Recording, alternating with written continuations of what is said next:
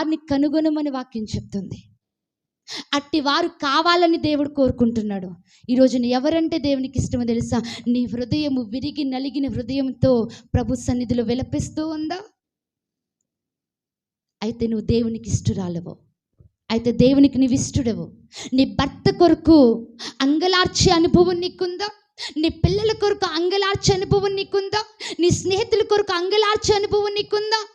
నీ యొక్క పక్క వారి కొరకు అంగలార్చే అనుభవం నీకుందా? ఎవరైనా నీకు తెలిసిన వారి కొరకు అంగలార్చే అనుభవం నీకుందా? అయితే దేవునికి నువ్వు ఇష్టడవు, ఇష్టరాలవు. దేవునికి స్తోత్రం, హల్లెలూయా. అలాంటి అనుభవం నీకు లేకపోతే, ఎంతసేపు నీ కోసం నువ్వే ప్రార్థన చేసుకుంటే, ఎంతసేపు నీ కుటుంబం నువ్వు మాత్రమే అయితే, అది నీ స్వార్థం. దేవునికి ఎవరు కావాలి అంటే అందరి కొరకు విరిగి నలిగిన హృదయంతో మొర్రపెట్టే వాళ్ళు దేవునికి కావాలి. అట్టి వారు దేవునికి ఏమై ఉన్నారట? ఇష్టలై ఉన్నారు. దేవునికి